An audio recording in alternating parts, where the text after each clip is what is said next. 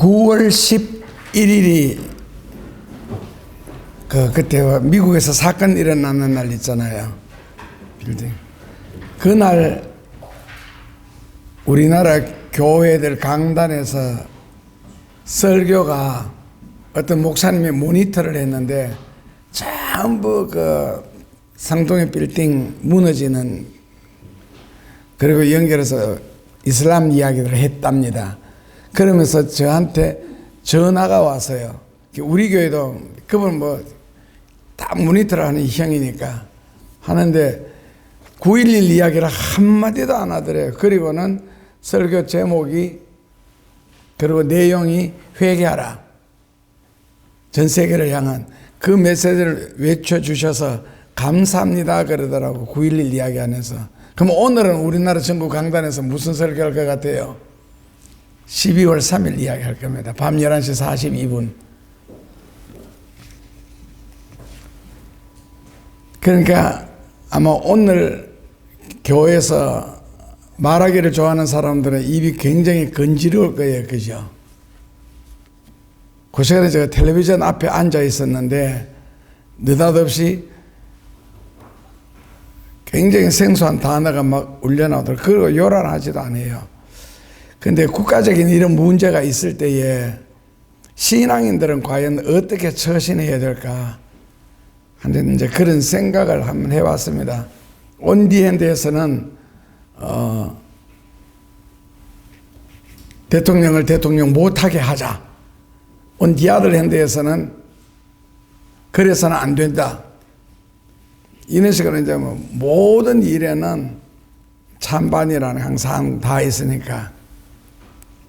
그래서 우리 신학 다닐 때도 똑같은 문제를 가지고 정반대되는 생각을 하는 이제 이 토론이니까 벌어지는 거 보면 신기하기도 하고, 예를 들어서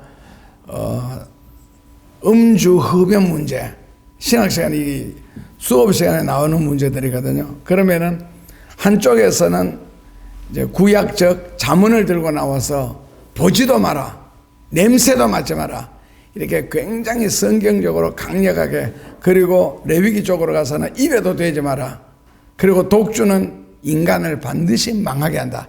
이제 레위기 쪽에는 이제 독주로 나오고, 그 다음에 조금 뒤로 물러오면 이제 소주 쪽에 나와요. 이거 사람한테 무지하게 안 좋으니까 하나님이 마시지 말아 할 때는 이유가 있는 것 아니냐.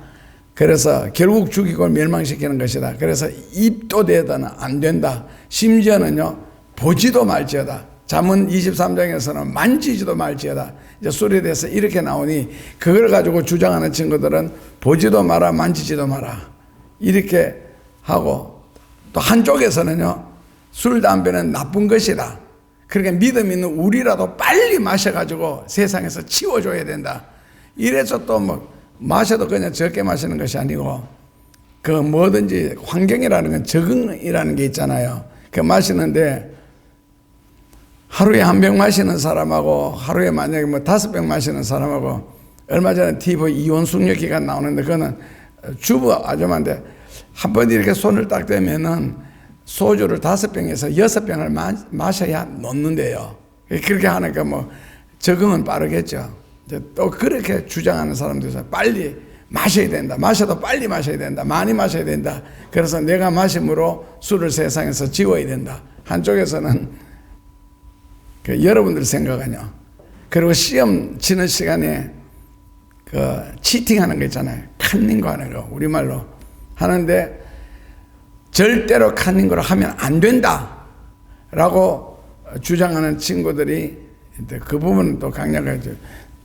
안 되는 이유는 교수님이 앞에 앉으셨는데 어떻게 교수님 앞에서 카닝거를 할 수가 있겠느냐. 인격적으로 모독하는 행위다. 그러니까 뭐 다양한 이론이 나오고, 어떤 친구들은 카닝거를 해야 된다는 거예요. 왜?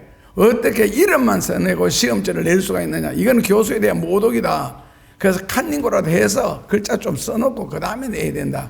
이래가지고 또 해야 된다. 아닌데 이거 가지고 들으면은 별것 아닌 것 가지고 이게 다 토론 대상이 되더라고요. 우리 학교 다닐 때 1980년 아시죠? 그 서울역에서 그때 우리나라에서 100만 명 모였다는 최초의 집회.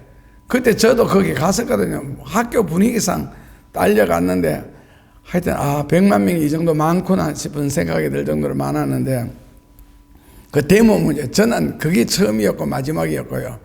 내 친구들 목회는 저 전라남도 여수에서 다시 배를 타고 섬으로 한참 가는데 그 친구들도 부지런한 친구들은요 매주 서울에 그 버스를 대절해가 올라와요. 뭐 광화문이가 어디 모인다고.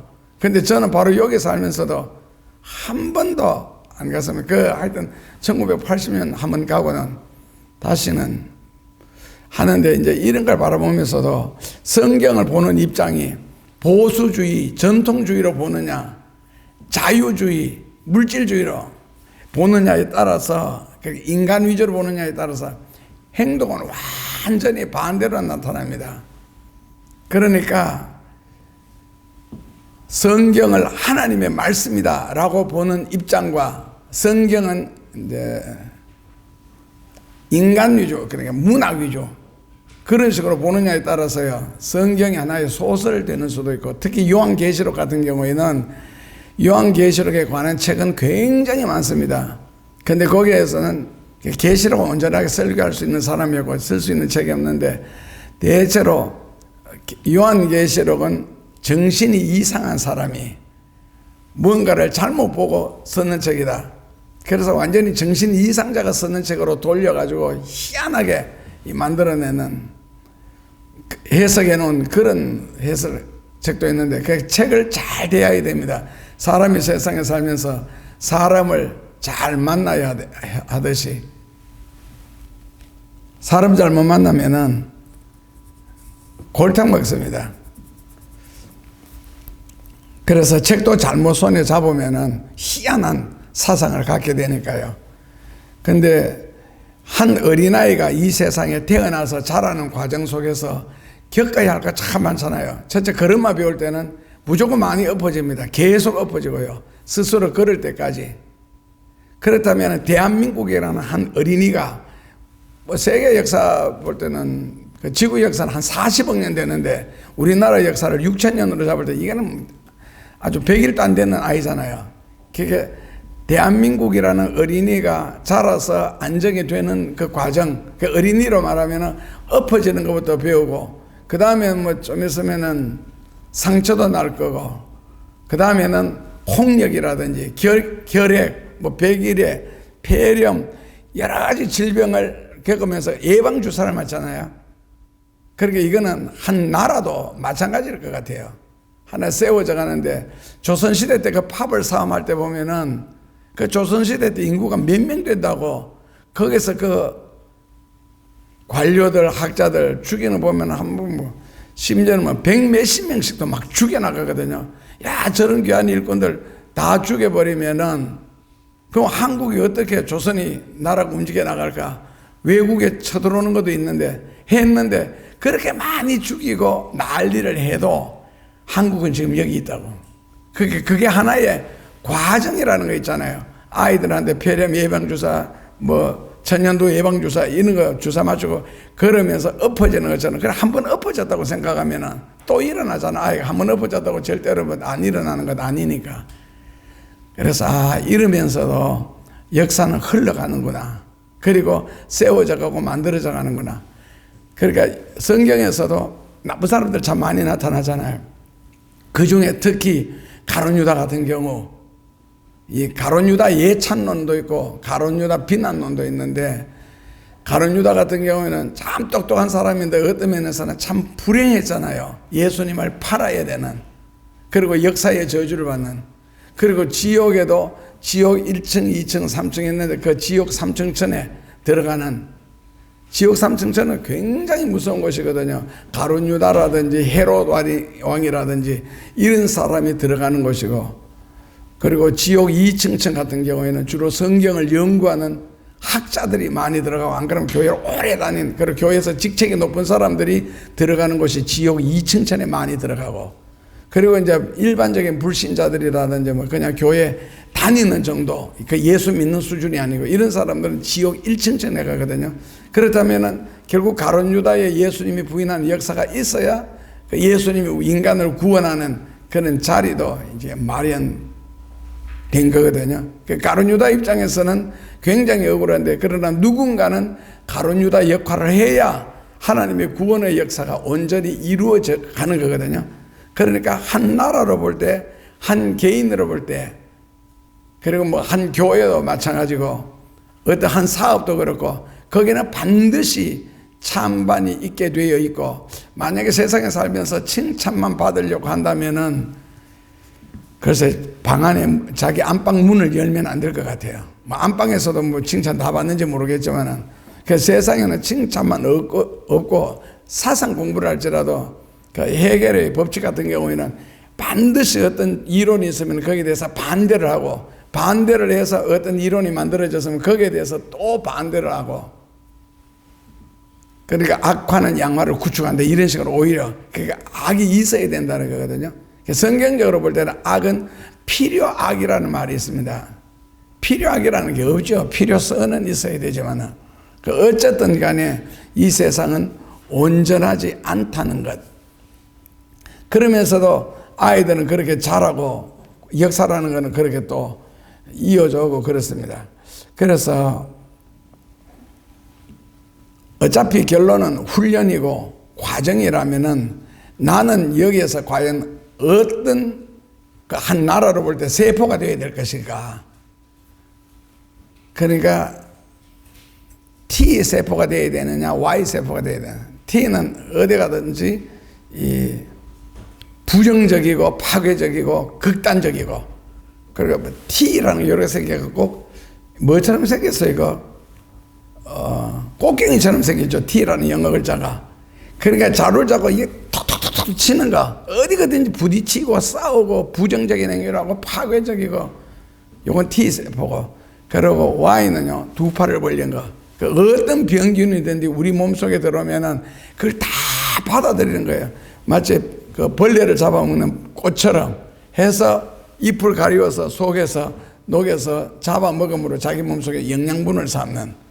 그러니까 T세포 같은 게 들어오면은요, 싸우잖아요. 그렇다면 병균은 들어와서 뭐 그 날 죽여라 하고 가만히 있으면 같이 붙어 싸우니까, 그게 붙어 싸워가지고 양쪽에 이제 시체가 많이 널브러져 있는 게 우리가 밖에서 볼 때는 고름이라는 거거든. 그래서 고름은 짜내야 되는데 이게 다 죽은 것들이니까. 그래서 결국에는 내가 어떤 역할을 하느냐, 어떤 단체든지 뭐 가정에서도 마찬가지고 하는 건 이제 굉장히 중요한 것 같아요, 자세가. 그래서 오늘 만약에 우리나라 어떤 사태라고 생각한다면, 사태를 볼 때에 여러분들이 생각할 때는 야당이나 여당이 정치를 하는 것 같지만은, 로마서적으로 생각한다면은 절대로 사람이 정치를 하는 것이 아니고, 사람이 대통령 하라 하지 마라 하는 것 같지만은, 성경적으로 볼 때는 하나님이 세우신다. 그리고 이게 이제 박근혜 대통령까지 올라가야 되는데, 그 사람을 끌어내려가지고 그 다음 대한민국에 뭐가 발전됐습니까? 그 다음에 대통령 된 사람이 뭐를 그래 훌륭한 일을 했습니까? 역사적으로 막 분석하고 따지고 들어간다면 그 다음에 또 한 번 더 재미 봤잖아요. 근데 이게 과연 우리나라에서 이럴까?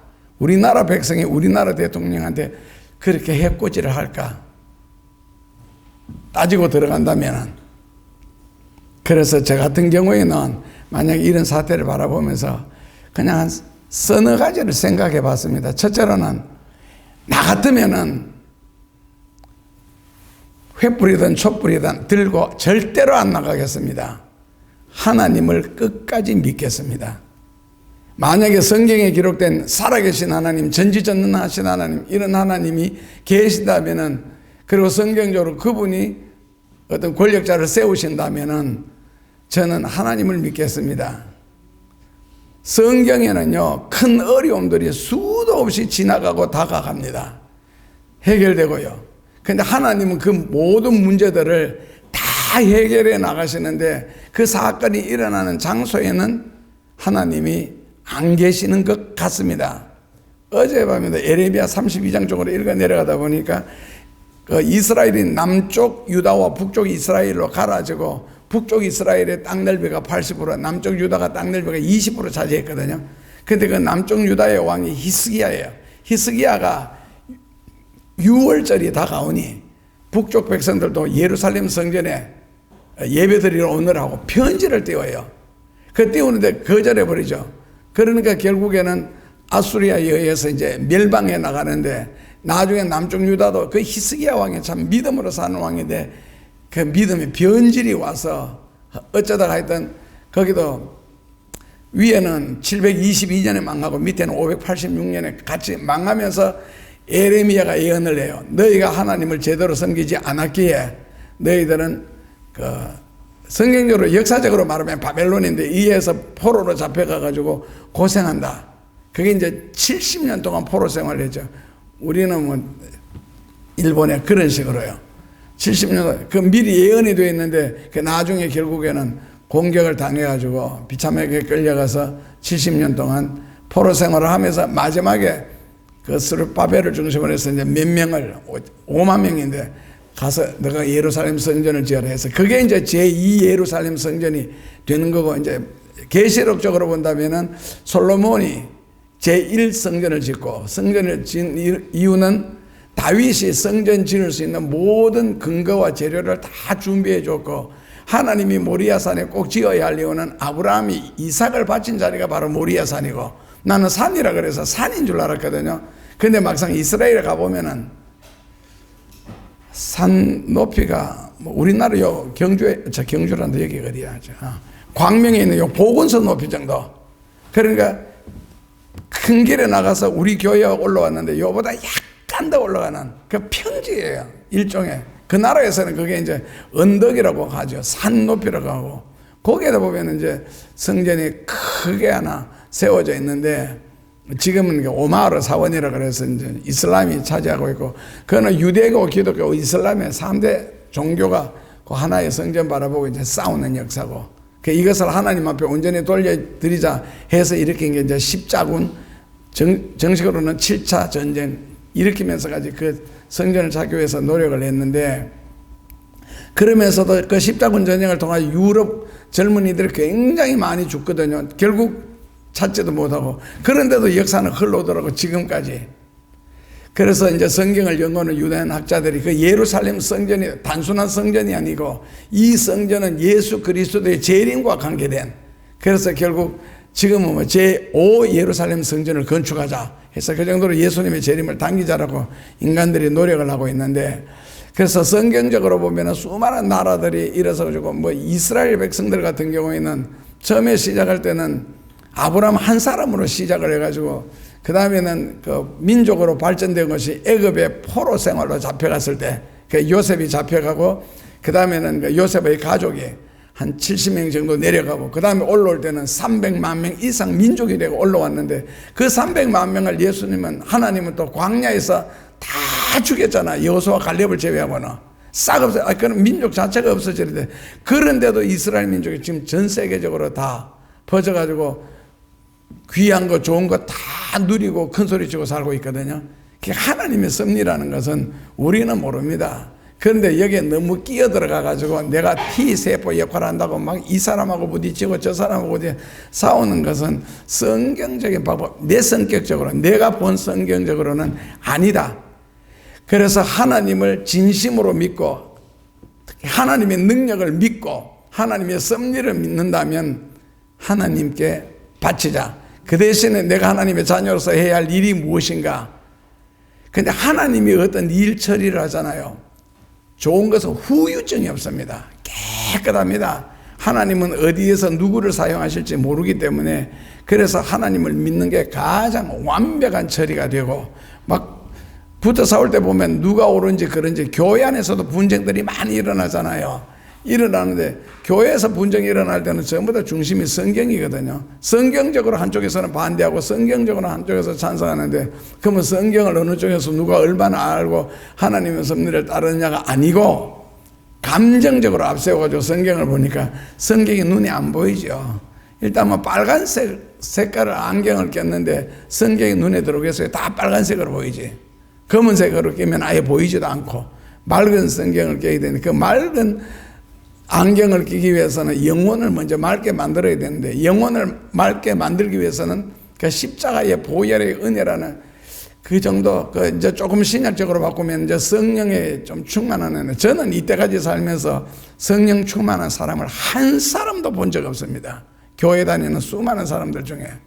하나님이 하시는 모든 일은 후유증이 절대로 없다, 교회 일도. 그런데 항상 과정 속에서는 항상 악이 이기는 것 같잖아요, 이 세상에는. 항상 보면은 잔머리가 이기는 것 같은데, 근데 역사라는 것은 시간이고, 이렇게 들여다보면은요, 이기는 것 같은데도 끝에 가서는 하나님이 정리하실 때 보면은 기가 막히시죠. 그래서 첫째로 나 같으면은 뭐라고요? 하나님을 끝까지 믿지 내 몸으로 행동을 하지 않겠다. 이것도 또 찬반이 강하죠. 보수주의냐 이제 또 자유주의냐에 따라가지고 신학에서는 저 같은 경우 막 교수들도 그래요. 똑같은 과정을 겪어서 됐는데도 막 공격을 당하고 욕을 먹는 교수, 이제 저 같은 입장, 자유주의라든지 이런 데서 아니면은 또 막 무릎 꿇고 기도한다고 그게 해결됩니까? 나가서 흔들어야지. 그러면서 막 와 하고 몰려다니고 막 수건에다 치약 발라가 이제 최루탄 소면을 막아야 되니까 그런 식으로 가르쳐 줘가면서 하는 선동적인 사람이 있어요. 우리 같은 경우에는 제가 장신대 다닐 때 뒤에 그 대왕암이라는 바위가 있거든요. 걸어서 1시간 정도 올라가면은. 거기 가서 밤새 기도하고 내려오고, 안 그러면 신학대학 안에 기도탑에 거기 올라가서 확 기도하고 우리 친구들 몇 명은 그랬는데, 다른 친구들은 대마로 계속 다녀서 내가 이제 보니까 사는 방법이 다른 것 같아. 사람마다 자기 나름대로 방법이 있으니까. 그래서 우리는 하나님을 믿되 끝까지 믿자. 뭐든지 끝을 봐야 끝을 보니까요. 둘째로는 예를 들어서 우리나라 사태 지금 같은 경우에는 간절하게 기도하자라는 말을 하고 싶어요. 과연 나라와 민족을 위하여, 대통령을 위하여, 위정자들을 위하여 기도를 해야 되지. 심지어 그 나온 거 그 국민 학생들조차도 뭐 대통령 물러가라 뭘 아는데, 그렇다면 가는 누구한테 무슨 교육을 받았길래? 부모의 영향인 것 같아요. 그러면 대통령을 위해서 한 번이라도 기도해보고 이 나라 민족을 위해서 한 번이라도 걱정해보고 과연 그런 짓을 하느냐, 막 쓸려다니면서 그냥 역사의 쓰레기처럼 그렇게 휩쓸리느냐. 벌써 아직도 어린데 그런 생각을 하면서 과연 저런 사람들 기도하겠나. 그러니까 기도 없이 하는 모든 일, 기도 없이 되는 모든 일은 성경적으로 볼 때는 마귀 방법입니다. 악마의 역사고 악마의 생각이고, 그리고 전형적인 잔머리고, 딱 내한테 지금 얼마나 이득이 생기겠나. 안 그러면 내 팀에 행동하기 때문에 하나님이 과연 기도하지 않는 곳에 계시겠나, 기도하지 않는 곳에 하나님이 역사하시겠나. 그리고 기도의 능력을 믿는다면 과연 인간이 저렇게 하나님 앞서 가겠나. 기도의 능력을 정말 믿는다면. 그래서 앞으로 그게 언젠가는 될지 모르지만은, 그러니까 그냥 저 생각에는 not long, 그렇게 멀지 않는 날에 아마 하나님이 인생에 그런 기회를 안 주시겠나.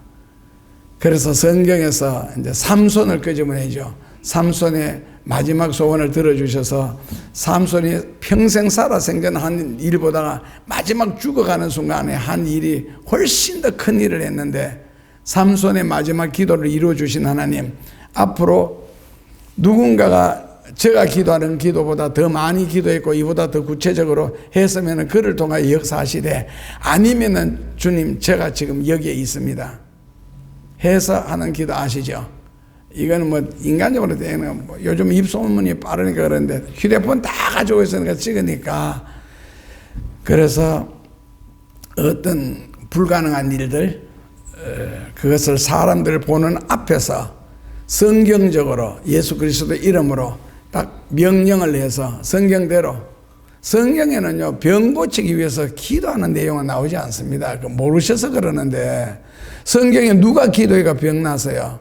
죽은 사람 살아나는 건 엘리사가 기도해서 수냄 여인 아들 살아나고, 신약 성경에 들어오면은 이름 두 가지나 있잖아요.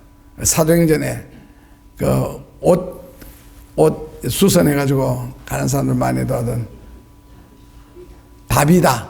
다른 이름은 또 뭐고? 그 다비다 같은 경우 살다가 죽었잖아요. 그 베드로가 갔을 때 그 다비다로부터 도움을 받은 사람들이 다비다는 아까운 사람이 죽었다. 막 그렇게 좋은 일을 하는 것을 많이 하니까 베드로가 감동을 받아서 그럼 시체가 어디 있느냐? 2층 다락방에 뉘어놨다. 그래서 올라가서 7번 기도해가 죽은 다비다가 다시 살아나요.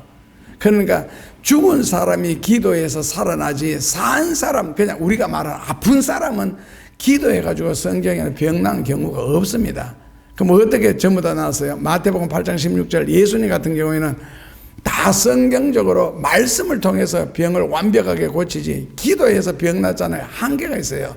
지금은 기도해서 병 낫는 경우들도 더러더러 많이 겪고 또 많이 봤는데 그 기도에 세상적인 말로 바꾸면은 약도 약 효력이 유지되는 경우 있잖아요. 음식 같은 경우도 유통기한이 있듯이 기도는 영역이기 때문에 영역에 한계가 있거든요. 그 어느 시간이 되면은 그 사람이 기도 받은 대로 그냥 순종해주고 살아주면은 나은 병이 끝까지 나을 수도 있지만은요.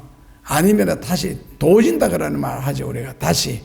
그러니까 성경 말씀은 완벽하고 영원하기 때문에 말씀을 통해서 그래서 예수님이 마태복음 8장 16절 17절에 다 말씀을 통하여 일일이 병을 다 고치고 그리고 베드로 같은 경우에도 사도행전 3장 6절 이하에 보면은 그 안전병이를 일으킬 때도 뭐 아시잖아요. 은과 금 내게 얻거니와 내게 있는 것으로 너게 주느니 곧 나사렛 예수 그리스도의 이름으로 걸을 줄 믿습니다. 기도회가 일어난 게 아니고 걸어라로 끝나는 거거든. 명령으로. 그러니까 성경의 모든 병자들이 다 그렇습니다. 사도 바울도 마찬가지고 사도행전 19장 2절에서 쭉 7절 8절 9절 넘어가면서 다 말씀으로 그러니까 말씀을 외칠 때 말씀대로 되잖아요.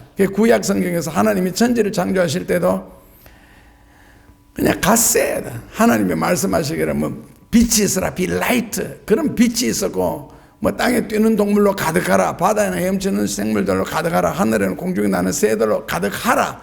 명령을 하셨지 다른 거 없습니다. 그 명령이 선지자들을 통해서 이스라엘 백성들에게 명령되어질 때 말씀 그대로 축복이든 저주든 기적이든 수도 없이 일어나게 되는 거고 그것이 이제 신약에 넘어오면서 성경적으로 말하면 이제 주의 종들을 통해서 현재 우리 용어로 바꾸면은 뭐 성령 충만한 사람 또 요즘에 좀 신령한 척하는 사람들은 뭐 기름 부음 받은 사람이라 그러는데 기름 부음은 또 뭡니까? 하여튼 뭐 온갖 말을 만들어내던데 그런 사람들에 의해서 이 성령의 역사는 계속 이어져 오는데 그게 한계가 있더라고요. 그 어릴 때 이렇게 집회 참석하면서 어떤 목사님들은 자기한테 기도받으면 안 그러면 그 기도원에 몰려온 오늘 여러분들 100% 병을 다 낫습니다. 그리고 천호동 쪽에 신학 다닐 때 그때도 신학생이니까 궁금한 게 많으니까 가니까 오늘 이 밤에 병이 완전히 100% 다 낫는다. 이게 월요일부터 벌써 워밍업을 하죠. 그래서 조건은 이제 머리를 꼭 감고 안수를 해야 되니까 그 교회도 그 한 몇천 명 모이는 교회거든요.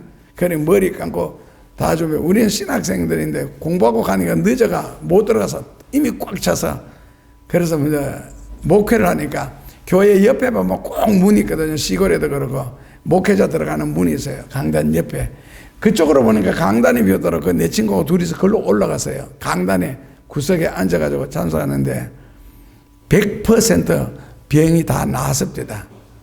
나은 줄 믿습니까? 그러고 이게 뭐라 그래요? 자동적으로 하면 그분 나았다 끝났다는 거예요. 굉장히 간단하잖아요. 그 이 많은 사람들 내가 언제 다 일일이 안수를 하겠느냐 못하네. 그래서 역시 말로 조금 심하게 표현하면 그래서 강단이니까 말 장난은 아니겠죠. 그냥 말로 목사님이 얘기더라고. 예를 들어 여기 그때 화분 강단에 꽃 요 만들어서 꼽아 넣는 거. 꽃꽂이 그거 보면 식물들도 꽃들도 있는데 목사님이라도 이거 살았어요 죽었어요? 굉장히 애매하잖아요. 꽃꽂이는 꽃을 보고 살았어요 죽었어요? 그 한쪽에서는 살아서요 한쪽에서는 죽었어요. 왜 죽었느냐? 잘렸으니까. 한쪽에는 살아서요 아직까지 남았으니까. 그러니까 목사님이 기가 막힌 해석했잖아요. 죽은 것 같다는 살았고 살은 것 같다는 죽었다는 거예요. 그러니까 여러분들 아픈 부분에 손대라. 그래서 뭐 기도를 간단하게 해야 병 나았다는 거예요. 그래서 아픈 분을 손대서 기도하면 일어나 보라. 그럼 한번 뛰어봐라. 폴짝폴짝 뛰어봐라. 뛰니까 그 병 나는 거다. 이제 그러니까 어떤 아줌마가 주책 없이 아까보다 더 아픈데요. 기도하기 전보다 더 아픈데요. 그러니까 이거 잘릴 때 얼마나 아팠겠나. 지금 나아가는 중이다. 시간이 지나면 낫는다는 거예요. 그래, 시간이 지나면 낫든지 죽든지 둘 중에 하나 나겠지. 그런 식으로 해서 병이 100% 낫더라고.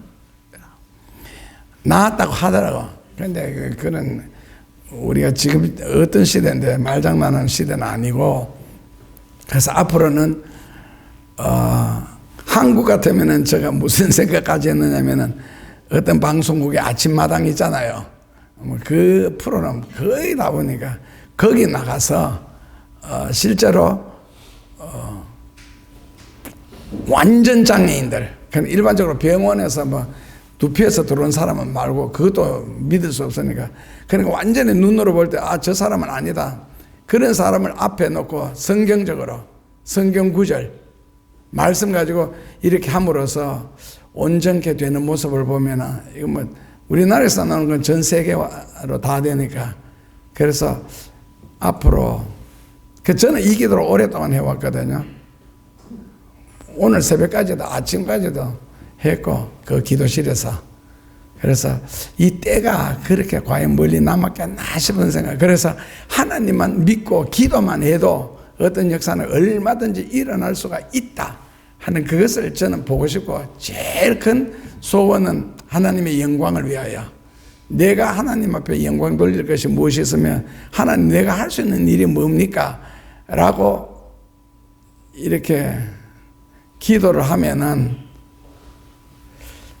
텔레비전 앞에서 제가 기도 잘합니다. 텔레비전 앞에 사람들이 수많이 있으니까 TV 안에. 그래서 그걸 보고 내가 할 수 있는 게 뭡니까? 그러니까 답이 뭐겠어요? 내가 주의 영광을 위하여 내가 이 세상에서 주님 제가 할 수 있는 일이 뭡니까? 라고 기도하면은 그 어떤 영감이 내려올 것 같아요. 제가 어떤 응답을 받을 것 같아요. 만약 응답을 받는다면, 소파에 앉아가지고 이렇게 기도하면은 모르시겠지요. 아무런 응답이 없습니다. 응답이 없고 그냥 울기만 합니다. 그렇게 눈물이 많이 나요. 그런 기도하면 내가 할 수 있는 게 없잖아요. 뭐 돈을 버는 입장도 아니고 뭐 권력을 누리는 것도 아니고. 그래서 내가 하나님을 위해 살 수 있는 것이 아무것도 없다. 그럼 빈손으로 엄마한테 태어났고 그리고 빈손으로 간다. 그렇다면 빈손으로 태어나서 빈손으로 가는 인생이 하나님께 영광 돌릴 수 있는 자료나 근거가 어디 있느냐? 그는 태어난 이후에 하나님이 주신 거 가지고 지금 우리가 누리고 살다 가는데, 그것도 가면서 뭐 자식한테 물려준다, 누가, 이거는 성경적으로도 역적이고 하늘의 도적이고요. 하나님 앞에 드리고 가야지 자기가 받은 걸 왜 누구한테 물려준다고 말도 안 되는 소리를, 마귀도 안 하는 소리를, 그런 소리를 하고 있어요. 그래서 그렇다면 나는, 바울이 기가 막힌 고백을 했죠. 나는 아무것도 아니다. I am nothing. 나는 아무것도 아닌, 이제 그런 성경 구절이 떠오르면서 아무것도 아닌, 아무것도 없는 내가 다만 한 가지 살아있는 것이 있다면 하나님이 영광을 위하여 살아야지. 하나님이 영광을 위한 무슨 계획이 없을까? 이걸 머리로만 하는 거예요. 생각으로, 마음으로만. 그러니까 눈물밖에 더 나겠어요. 내가 할 수 있는 일 자체가 없으니까.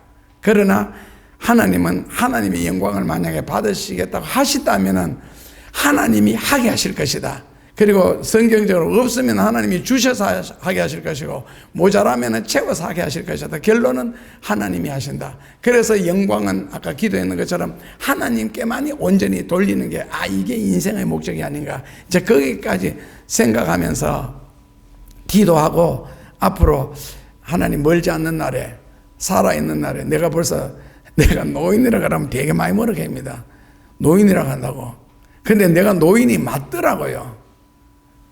옛날처럼 빨딱빨딱 일어나는 것도 아니고 워밍아웃 또 해야 되고.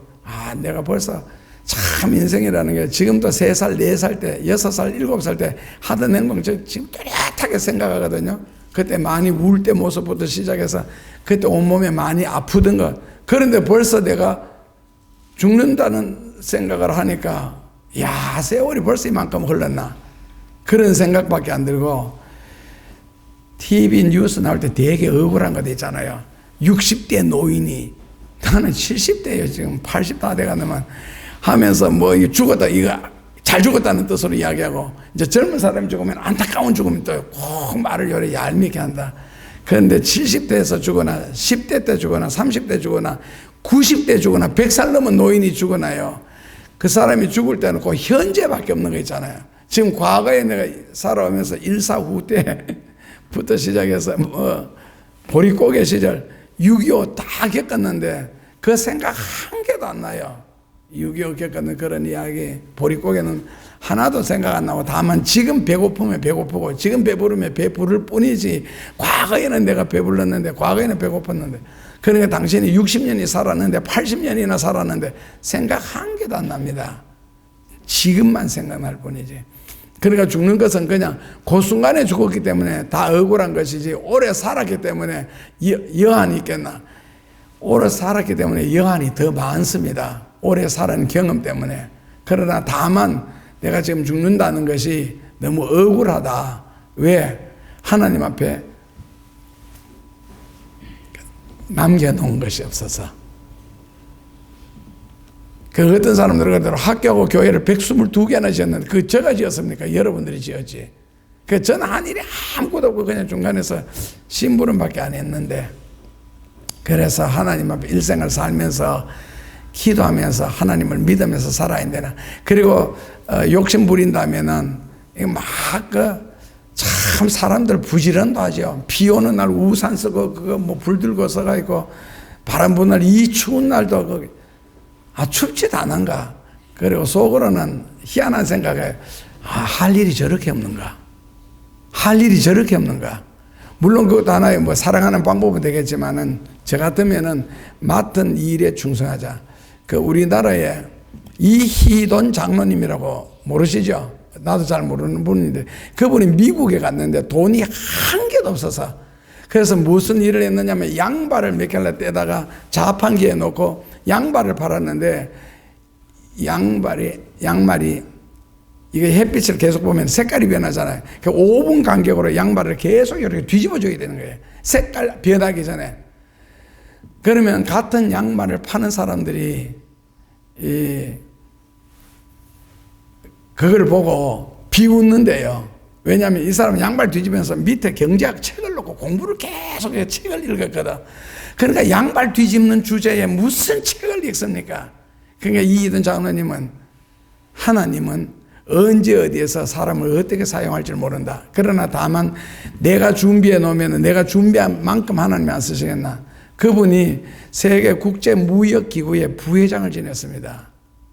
내가 지금은 양발을 뒤집고 있지만 미래는 내가 양발 뒤집고 있지 않다는 거죠. 왜? 하나님이 살아계시면 분명하게 나를 축복해 주실 것이다. 결국 그 사람 꿈대로, 너희들 지금 비웃어도 좋다. 그러나 나중에 한번 보라고 하나님이 어떻게 역사하셨는지. 그래서 양발 뒤집는 사람은 양말만 뒤집으면 될 것 같아요.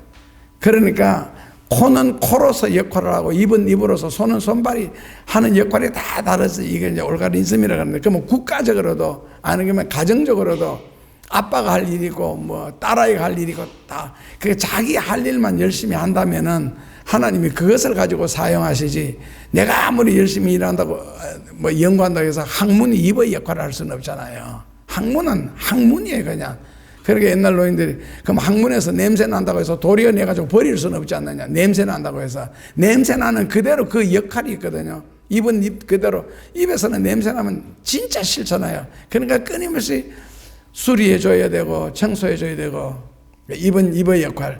각자 고린도전서 4장 2절에 있는 것처럼 맡은 일에 충성하다 보면은 맡은 일에 충성한 흔적을 가지고 하나님은 그 부분에 대해서 그렇게 귀하게 쓰지 않느냐. 사람이 자기가 가장 잘할 수 있는 일을 가지고 열심히 현실에 충성한다면은 하나님이 그 부분을 가지고 안 쓰시겠다.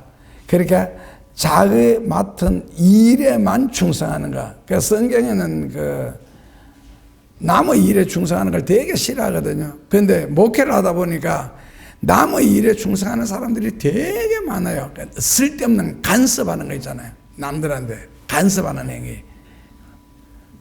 그런데 앞으로는요, 세상에는 대환란이나 대재앙이나 우리가 지금 촛불 들고 흔드는 그보다도 훨씬 더 큰 문제들이 일어날 겁니다. 다가올 거고요. 우리나라뿐만 아니라 그때도 과연 사람들이 촛불 들고 거리에 뛰어나가겠나? 대환란이 다가왔을 때, 대재앙이 다가왔을 때 그때도 과연 단체 행동을 하겠나? 그때는 상대가 하나님이네. 구호를 외칠까? 민주주의라는 것은 다수의 원칙을 따르는 게 맞습니다. 그래서 우리나라가 그거의 역사의 태동을 통해서 지금 민주주의를 했어요. 이렇게 지금 잘 되어 있는데 지금은 뭡니까? 민주주의 독재라는 게 생겼더라고.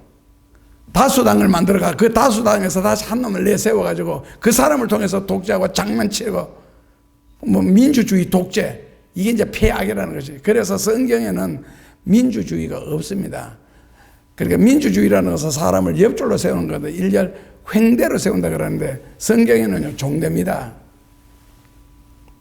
그리고 성경에는 하나님이 명령하시면 인간은 듣고 순종하고 그 명령을 다시 중간에서 전달해 주고 그런 것이지, 옆에 줄 딱 세워놓고 일일이 의견을 물어보고 네 생각은 어떤지. 아니 타락한 인간들에게 마귀 생각밖에 더 나오겠어요. 중생도 못하고 성령 충만한 은혜도 못 받고 성경도 모르는데. 그리고 정치인들이 성경 구절을 자주 이용하는 걸 제가 한 번씩 보는데 그 중에 제일 많이 인용하는 것이 정권이 바뀌었을 때 세수로는 세부대에 담는다. 그런데 그 해석을 하는 걸 들어보면은요, 거기까지만 인용했으면 좋겠어. 세술이 뭔지 세부대가 뭔지 모르면서 지나치게 나가는 것 있잖아요. 그리고 자기 정권을 중심으로 마치 이건 아닌데 성경적으로 그렇게 잘못 성경을 인용하는데 그런 생각도 들어요. 그래서 성경이라 하는 것은 참 신비로운 책인데 그 하나님의 말씀이잖아요. 그리고 인간이 마음대로 재단을 하고 요리를 하고 해석을 하고 쪼개고 난리야. 바르지도 않는데. 그러니까 성경 구절을 대해도 역사가 일어나질 않고 그 성경 말씀을 가지고 은혜가 임하지 않는 거예요. 성경 구절은 자기 입에서 나가는데 능력이 나타나지 않으면 아무 필요가 없잖아요. 성경에 아픈 사람 보고 성경적으로 나사렛 예수 그리스도의 이름으로 명하노니 이대로 되라. 명령은 할 수 있는데 안 되잖아요. 이게 마가복음 2장 1절에서 7절에 나오는 바리새인의 갈등이라고 합니다. 그러니까 예수님이 병을 고치시잖아요. 그 마음을 보시고 저 믿음을 보시고, 성경에는 마가복음 2장 5절 믿음을 보시고 병 고치는 장면이 나오는데 그때 너 죄가 사함 받아서니 네 병 나라. 그러니까 바리새인들이 뭐라 그럽니까? 아, 인간이 건방지다. 인간이 어떻게 죄를 용서하느냐? 하나님만이 하실 수 있는데. 근데 예수님이라는 걸 그 사람들은 모르니까요. 그러니까 막 속으로 이제 막 비판하고 난리칠 때 예수님이 그들의 마음을 보시고 제가 앞으로 할 수 있는 부분이요, 사람들의 마음을 꿰뚫어 보고 저 사람이 지금 무슨 생각을 했는지. 어릴 때는 제가 이게 됐거든요. 고등학교 시절까지는. 근데 나중에 역시 사회 나오니까 안 되더라고. 그래서 저 사람이 지금 뭐를 생각하는지 그걸 알아야 이게 대화가 되고 다스릴 수 있으니까. 그 물어볼 필요가 없잖아요. 당신 지금 교회에 대해서 이런 생각을 하고 있지, 당신 인생에 대해서 그런 생각 물어볼 필요가 없어. 그 생각을 아시고 그 제가 알면 되잖아요. 그래서 뭐 어디 아파서 왔습니까? 물어볼 필요가 뭡니까? 보고 알아야지. 그냥 아픈 부분도 봐야 되고 볼 필요 없이만 성경 말씀 가지고 간단하게 해석할 수 있는데, 그렇게 되어서 야 앞으로 세상을 다스릴 수 있을 것 같아요. 왜냐하면 세상이라는 건 굉장히 복잡한 곳이고 다단한 곳이고 그 다음에 온갖 종류의 사람들이 다 있고 만나야 되니까. 옛날에 우리 한나라 교회 있을 때 그때 12월 31일인가 정확하게 기억 안 나는데 그때 그 기도하면서 한 사람은 그 기도를 받기 위해서 몇 달 전부터 준비를 했고 그걸 위해서 1억이나 감상금을 드렸거든요. 그리고 기도를 한번 받는데 그 기도 받는 거 보니까 누가 또 부러운 거예요. 그냥 얼른 튀어나와가지고 나도 해주십시오. 그 즉흥적인 거거든요. 그 되겠어요 한다고 해서. 근데 속에서 그때 굉장히 거부감을 일으켰거든요. 절대로 하면 안 된다고. 그리고 속에서 뭐라고요? 사기꾼이다. 근데 교회에서 그 사람은 눈물 글썽글썽 하면서 시간이 지나고 나니 역시 사기꾼이었어요. 그러니까 영감이라고 하는 건 굉장히 정확하잖아요. 그 인간적인 영감이 아니고 성경적인 영감 같은 경우에는 남이 한다고 부러우니까 받고 싶으니까. 그래서 앞으로는 사람을 보고서도 사람을 알 수 있는 정도 수준의 영역을 갖추어야 정말 영적인 목표를 할 수가 있을 것 같고, 계시록 11장 제가 되게 좋아하는 구절 중에 하나인데 6절 7절 하늘에서나 땅에서나 언제 어디에서나 원하는 대로 기적과 이사를 일으킴으로 외치는 대로 이루어지는, 그걸 가지고도 뭐 지금 수십 년째 기도를 해오고 있는, 그래서 앞으로 그 정도 수준, 그리고 그 정도 어떤 영역 해서 이 세상을 마지막에 한번 주의 영광을 위해서 제가 기도하는 부분이 그렇습니다. 할 수 있는 그것 하나님이 하셔야 되는데, 그래서 하면서 이제 약간 불안하니까 하나님 만약에 이런 계통의 내용을 가지고 더 많이 기도하고 더 많이 중심을 잡고 하나님을 향하는 자가 있다면 그를 통하여서 역사하시되, 그렇지 않다면은 이 시대에 지금 제가 여기에 있습니다. 거기까지 기도합니다. 할 줄 모르니까 뭐 기도밖에 더 할 수 있겠어요. 그런데 오늘 성경 디모데후서 3장 16절에서 17절을 읽었는데, 그 성경이라는 게 결론을 내려드릴게요. 신비로운 책이라서 누구든지 보면은 눈에 다 보이는데, 더 신비로운 것은요, 다 보이면서도 아무도 못 봅니다. 이걸 그냥 우리 한국말로는 단달봉사라는 혹시 아세요? 단달봉사. 예, 맞아요. 사도행전 4장에 보면은 베드로가 옥에 갇혔다 나오잖아요. 16명의 군인이 줄 서가지고 다 베드로를 지켜버리는데, 베드로가 앞으로 지나가는데도 아무도 제재를 못하는 거예요. 그 마지막에 성문을 빠져나올 때까지. 단달봉사는 눈을 뻔히 뜨고 있는데 못 보는 것 있잖아요. 그렇게 요 카메라 렌즈는 보는데 의식이 못 본다는 것이죠. 단달봉사 보면서도. 그러니까 성경을 읽어요, 외워요. 그런데 뜻은 한 개도 안 보여요. 뜻을 알아야 거기서 영역이 나오고 하나님의 역사가 나오는데, 뜻을 모르니까 성경을 뭐 태초에 하나님이 천지를 만드셨다 알면서도 자기 집에서는 하나님이 만 원짜리 하나 못 만들잖아요. 그 신앙 고백을 통하여서는 탕자가 밖에 나가서 내 아버지 집에는 종들도 풍족함을 누리거늘 나는 여기서 줄여 죽는다도 이제 그 꼴이 돼버린 거거든. 아버지 집에는 종들도 풍족함을 누리는데 자기는 지금 객지에서 줄여 죽는다고. 그 내 아버지는 부자인데 하나님은 전지전능하신, 외치면 뭐합니까? 그 전지전능하신 하나님의 능력에는 은혜나 역사가 내게 지금 하나도 안 일어나고 있는데, 내 삶의 현실에서 하나님 앞에 도움받을 부분이 얼마나 많습니까? 기도할 게. 그런데 안 일어난다고. 알면서 외우면서 보면서. 그래서 이게 이제 성경의 신비라는 겁니다.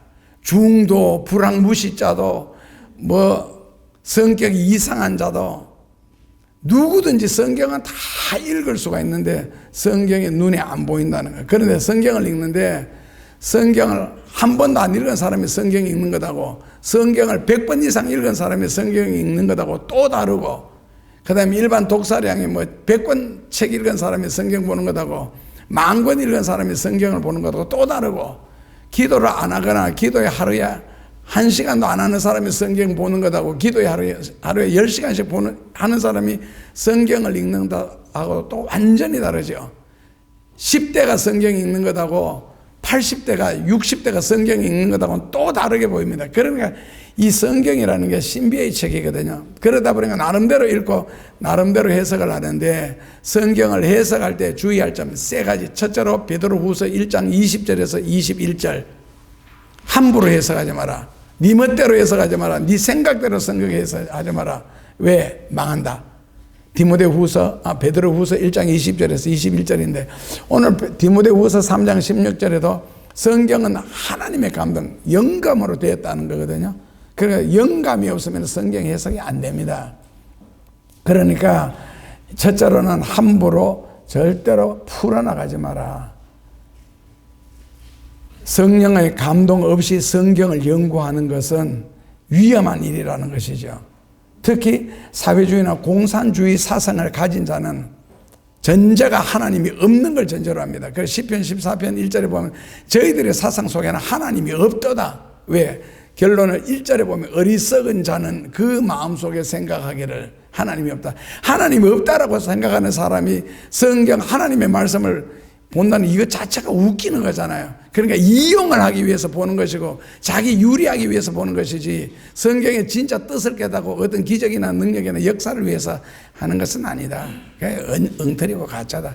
둘째로는 베드로후서 3장 16절요. 첫째로는 베드로후서 1장 20절 21절, 둘째로는 베드로후서 3장 16절에 보면은 성경을 억지로 풀려고 생각하지 마라. 모르면 그냥 몰라라는 거거든요. 억지로 풀다가 멸망한다는 거거든요. 그러니까 아전인수격으로 그럽니까? 성령을 받으면 자연스럽게 성령에 의해서 기록된 말씀이라서 풀려나가고 이해가 나가고 그리고 능력이 나타나는데, 성령을 못 받은 상태에서 성령으로 기록된 책을 읽으려고 하니까 이해가 안 되지요. 예를 들어서 우찌무라 간조 책을 보면 우찌무라 간조처럼 고생하고 어려움을 겪은 사람이 그 책을 읽으면 굉장히 감동적이고 눈물이 많이 나요. 그런데 편안하게 살고 잘 살아온 사람 읽으면요, 모래알 씹는 것보다도 더 딱딱하고 재미없습니다. 이러다 보니까 사도 바울처럼 전도를 위해서 열정을 다하고 막 수없이 두들겨 맞고 죽을 고비를 당하면서도 복음을 전하기 위해서 애쓴 사람이 사도 바울이 썼는 성경, 이제 사도행전 후기부터 시작해서 뭐 고린도전서, 갈라디아, 빌립보서, 골로새서, 데살로니전서 이런 성경을 읽으면은 그 감동, 그 진한 깊이, 그다음에 하나님과의 어떤 놀라운 관계가 나타나는데, 바울처럼 뭐 전도를 위해서 애써도 힘쓴 적도 없는 사람이 그 뭐 백날을 가도 재미없는 거예요. 성경에 재미가 없어. 재미를 읽는 책도 아니지만. 그러니까 내가 그 인생의 과정을 모르기 때문에, 그러니까 우리가 좋아하는 거는 뭡니까? 복 받는 이야기, 은혜 받는 이야기, 뭐 받는 이야기. 왜? 거지 근성이었으니까. 그 받는 이야기만 좋아하지, 주님을 위해서 희생하고 헌신하고 봉사하는 얘기 싫잖아요. 남에게 베풀고 얻어먹을 때 좋지. 이게 우리 속에 나도 모르게 자리 잡고 있는 거짓 근성 때문에 그렇습니다. 지금 얼마든지 먹고 살 수 있고 얼마든지 베풀 수 있는 능력도 있는데 안 하잖아요. 거짓 근성 때문에. 그러니까 여기서 빨리 우리가 벗어나고, 성경에는 베푸는 사람을 위하여 하나님이 존재하신다. 베푸는 사람을 위하여 하나님도 준비하신 축복을 해주신다. 누가복음 6장 38절에 성경에 이렇게 놨습니다. 그래서 성경은 억지로 풀지 말아야 할 이유는, 그냥 그 자유주의 사상을 가진 사람들은 성경은 하나의 편지의 레터즈라고 하거든요. 성경을 영어로 레터즈라고 합니다. 근데 보수주의 사람들은요, 성경을 비블로스라고 합니다. 비블로스는 살아계신 하나님의 말씀이라는 뜻이고, 레터스라는 말은 편지라는 뜻이거든. 성경은 하나님 인간에게 보낸 일종의 편지다. 그리고 레터스를 다른 말로 해석하면 뭡니까? 레터, 글자라는 뜻이에요. 그러니까 하나님이라는 그냥 글자고, 하나님은 전능하시다라는 글자거든요. 근데 이걸 보수주의적인 입장에서 읽으면요, 하나님은 전능하시기 때문에 전능하신 능력이 가지고 얼마든지 역사할 수 있다. 이제 여기까지 가야 하나님이 되거든요. 그러니까 이게 얼마나 큰 차이가 있습니까? 그러니까 성령을 감동 꼭 받아가지고, 그래 베드로후서 억지로 풀지 마라. 그리고 마지막으로 계시록 22장 18, 9절요. 여기는 한번 읽어보시죠. 마지막 구절이니까. 계시록, 성경을 억지로 해석하는 것에 대한 계시록 22장 18절, 19절을 같이 읽겠습니다. 너가 이 책의 예언의 말씀을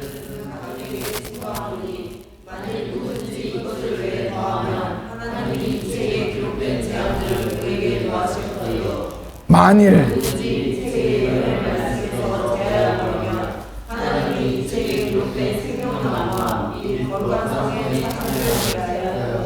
어디 들어간다는 이야기예요. 그 지옥 간다는 이야기잖아요. 그렇게 성경 해석을 하다 보면은 자기 유리한 것은 막 흥분해 가면서 하고, 자기 불리한 것은 안 하는 경우, 아니면 읽으면서도 뭐 오른손이 범죄가다 팔을 찍어버려라, 왼쪽 눈이 범죄가다 눈을 빼버려라, 이런 식으로 우리가 할 수 없으니까 빼버리고, 이런 식으로 하면은 성경에 기록된 재앙뿐만 아니라 더 많은 재앙을 받고 마지막에는 지옥까지도 갈 수 있지만, 반대로 바꾸면 그런 거 율법의 한 획이라도 우리가 정말 믿음으로 순종한다면은 그만큼 더 큰 축복까지 받을 수가 있겠지요. 그래서 그 말이고, 그리고 베드로후서 아까 1장 20절 거기다 성경 해석에 관한 거니까 한번 읽어보죠. 계시록 바로 앞에 베드로후서 1장 20절 21절요. 같이 보도록 하시면요.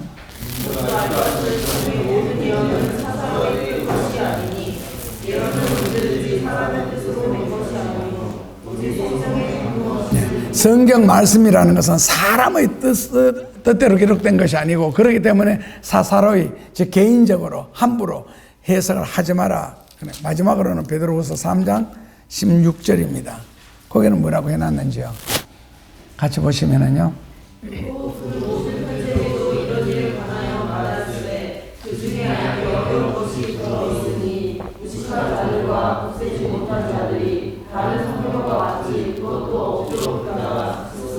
억지로 풀다가 함부로 풀다가 자기 생각대로 해석을 하다가 뭐라고요? 억지로 풀다가 어떻게 된다고요? 예, 스스로 멸망에 이르느니라. 그러니까 성경은 하나님의 말씀이다. 하나님은 살아계신 분이고 하나님은 전지전능하신 분이다. 그래서 하나님은 이 성경을 통하여 모든 것을 이루어 나가신다. 고로 우리가 진리의 말씀을 바르게 깨달으면은 앞으로 역사적으로도 얼마든지 많은 것을 창조할 수 있을 뿐만 아니라 하나님의 능력을 힘입어서 세상에서 제대로 흔적을 남길 수가 있지 않느냐. 물론 하나님의 영광의 흔적을. 이 일들을 이제는 이 시대는 여러분들을 통하여 어떤 모양이라든지 하나님이 꼭 여러분들 용어로 한 건 하실 수 있기를 주님의 이름으로 축원합니다.